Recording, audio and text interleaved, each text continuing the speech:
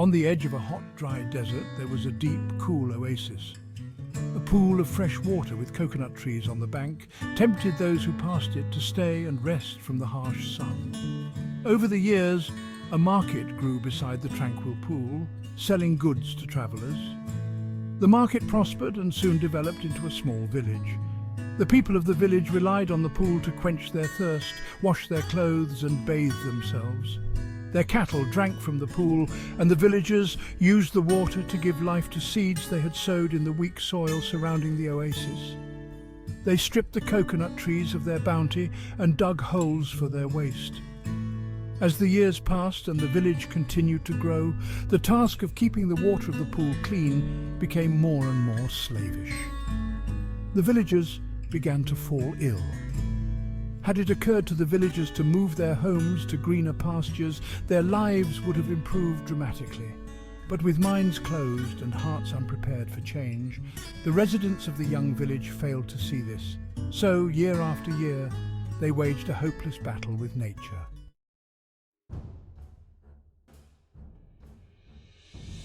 One cruel summer day, a giant passed the village. With mighty shoulders and feet that pounded craters into the earth, the giant was an awesome sight as he strode purposely towards the village. The people of the village, horrified by the mountainous presence of the giant, hurried to the thin protection of their huts. Noticing the oddly placed village, the giant stopped and pondered the foolishness of building a home on the edge of such an unforgiving desert. His mighty brow frowned in thought as he scratched the back of his head. Despite his menacing appearance and towering power, the giant possessed a heart as kind as the most loving of mothers and a soul as pure as a diamond. Feeling a pinch of responsibility, the giant decided to explain to the villagers the foolishness of the location they had chosen as a home. The gentle giant decided he could help them move to a kinder environment.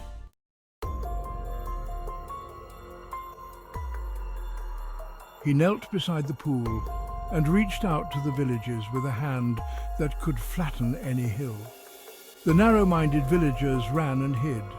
Puzzled by the mistrustful behavior of these tiny people, the giant ripped the roof off one of the huts. He peered inside to see a miniature family huddled in one corner. Choosing his words carefully, the giant began to explain the problems associated with building a home beside a desert. But the giant's speech was foreign to the villagers, and his words thundered from his lips like the roar of 1,000 hungry lions. The villagers flew into a wild panic, and their cattle fled into the desert. Seeing the torment he was inflicting, the giant rose with terrible guilt and stomped away from the oasis, his mighty footfalls shaking the huts to the earth. Massive tears welled in his eyes as he fled in shame. In time, the villagers chased their cattle back from the desert and started to rebuild their tattered homes. All the while, the giant suffered with guilt.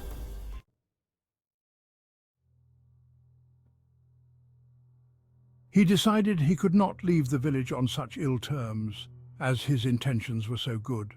So he returned, this time more cautiously. But again the force of his footsteps shook the earth and rumbled the village to the ground. His pleading voice horrified the villagers, and again the cattle took flight into the desert. Like the first time, the giant was reduced to tears at the sight of the horror he had created. Twice more he tried, both times with the same result. The giant sat on a nearby sand dune and watched as the villagers fearfully rebuilt their homes for a fourth time.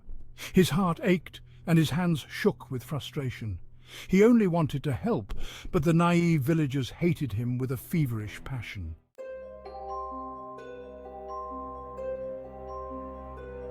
Finally, the giant decided he would try to help one last time. He approached on all fours so as not to shake the ground. Tears ran down his tremendous cheeks and pounded the dirt as he saw fear in the people's eyes as they fled. This time, however, the fearful expressions became spiked with anger and hatred. That hurt the giant even more. A small boy noticed the anguish in the giant's massive eyes. Feeling for him and bursting with curiosity, the boy ran forward to confront the giant. The giant's delicate heart jumped with joy within his tremendous chest when he saw the boy's trusting nature.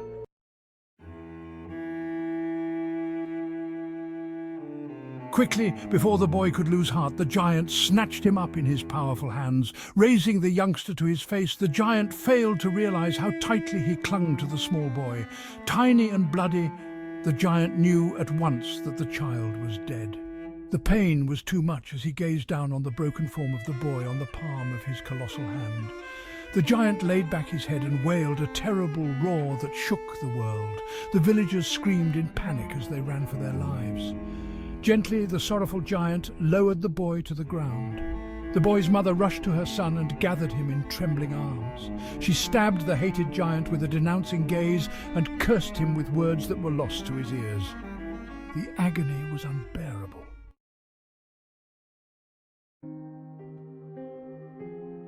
Days passed.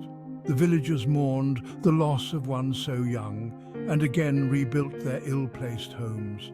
Hatred grew within their hearts, and the giant became known as the Evil One. Deep in the desert, the giant lay on his back under the burning sun. Grief had broken his once mighty will.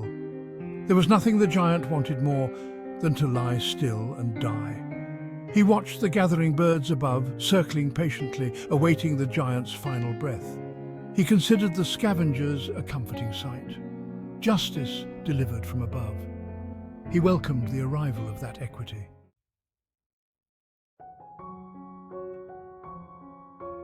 From within the darkness of his mind, an eerie voice echoed and called to him. At first a whisper, the voice slowly enhanced.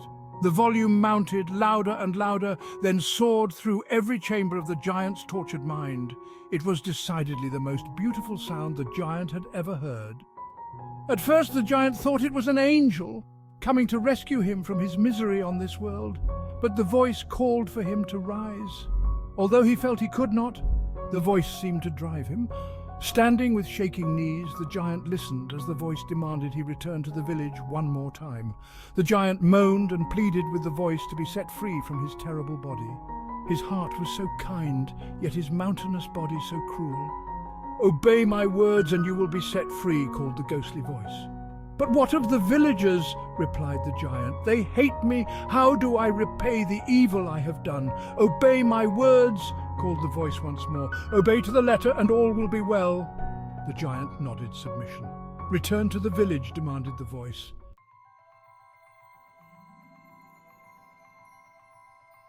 The giant lowered his head and slowly trudged across the wasteland to return to the village. As he stood purposely beside the pool, the villagers gathered together all manner of cruel weapons. They planned to kill the giant. "Stand strong!" the voice called as it returned to the gentle giant's mind. As the villagers charged towards the shaking giant, the voice said, "Drive your mighty hands deep into the earth and pull forth the ground." Baffled, the giant obeyed. Slamming his fingers into the dry, hard soil, he lifted. Straining his massive shoulders, he pulled at the ground with all his might.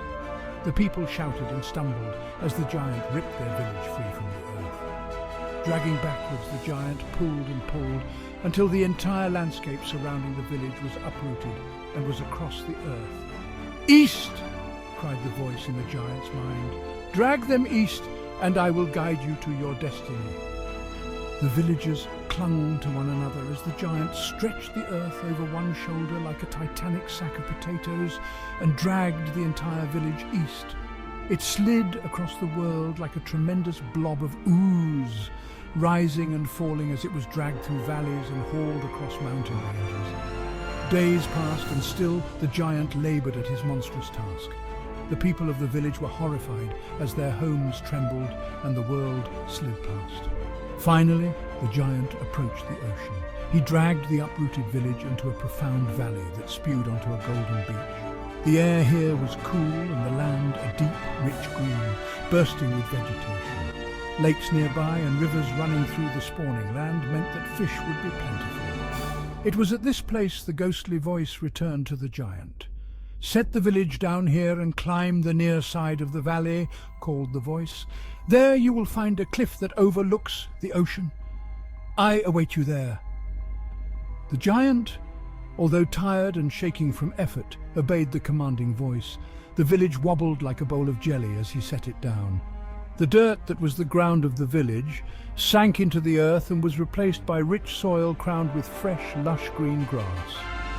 A glorious river shimmered into the bottom of the valley and weaved gently past the flattened homes of the village as trees appeared all around. The giant flexed his aching back and shoulders and looked around. Disregarding the majestic transformation of the land around him, the giant climbed out of the valley. The villagers, frightened, confused and hungry beyond all memory, gathered their weapons and followed the giant out of the valley. They were full of intent to slay the destructive brute. Even the tired and shaken cattle gave chase, hungry for justice. On top of the cliff at the side of the valley, the giant huffed and puffed.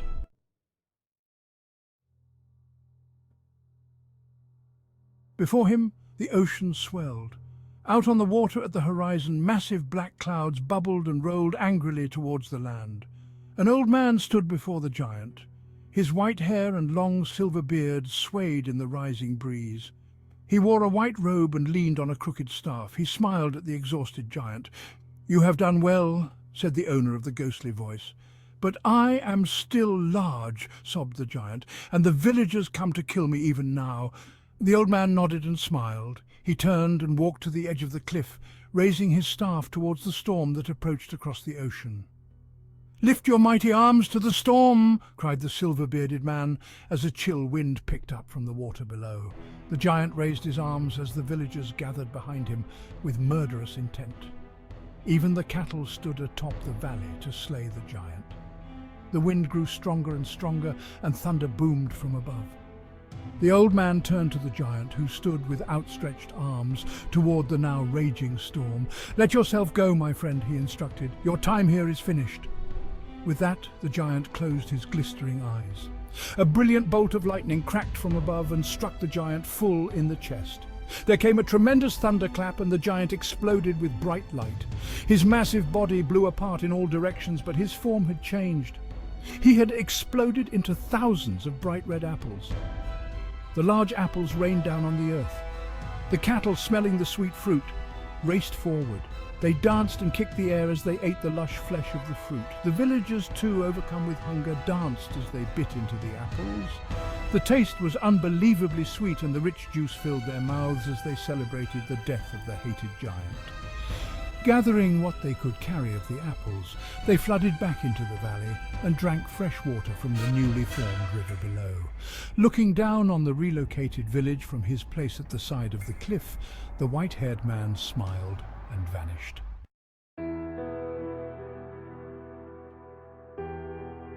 Months passed. The villagers rebuilt their homes with good strong wood from the abundant trees. They fished an endless supply from the rivers and ocean, and their cattle grew fat. Their lives became rich and wholesome. On top of the hill at the side of the valley, the discarded seeds from the apples took to the plenteous soil, and a lavish orchard sprang into life.